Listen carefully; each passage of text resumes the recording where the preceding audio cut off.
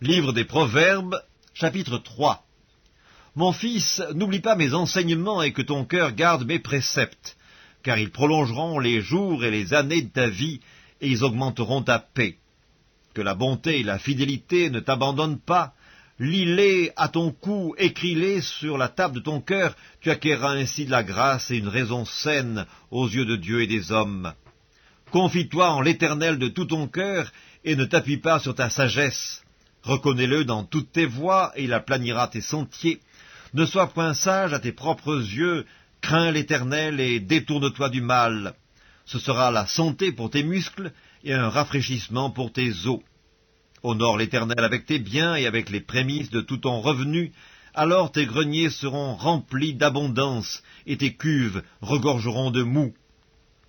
Mon fils, ne méprise pas la correction de l'Éternel, et ne t'effraie point de ses châtiments, car l'Éternel châtie celui qu'il aime, comme un père châtie l'enfant qu'il chérit. Heureux l'homme qui a trouvé la sagesse, et l'homme qui possède l'intelligence, car le gain qu'elle procure est préférable à celui de l'argent, et le profit qu'on en tire vaut mieux que l'or. Elle est plus précieuse que les perles, elle a plus de valeur que tous les objets de prix. Dans sa droite est une longue vie, dans sa gauche la richesse et la gloire. Ses voies sont des voies agréables, et tous ses sentiers sont paisibles. Elle est un arbre de vie pour ceux qui la saisissent, et ceux qui la possèdent sont heureux. C'est par la sagesse que l'Éternel a fondé la terre, c'est par l'intelligence qu'il a affermi les cieux, c'est par sa science que les abîmes se sont ouverts, et que les nuages distillent la rosée. Mon fils, que ces enseignements ne s'éloignent pas de tes yeux, garde la sagesse et la réflexion, elles seront la vie de ton âme et l'ornement de ton cou. Alors tu marcheras avec assurance dans ton chemin, et ton pied ne heurtera pas. Si tu te couches, tu seras sans crainte, et quand tu seras couché, ton sommeil sera doux.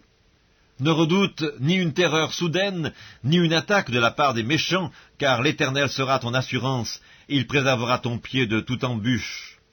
Ne refuse pas un bienfait à celui qui y a droit quand tu as le pouvoir de l'accorder. Ne dis pas à ton prochain « Va et reviens, demain je donnerai » quand tu as de quoi donner. Ne médite pas le mal contre ton prochain lorsqu'il demeure tranquillement près de toi. Ne conteste pas sans motif avec quelqu'un lorsqu'il ne t'a point fait de mal.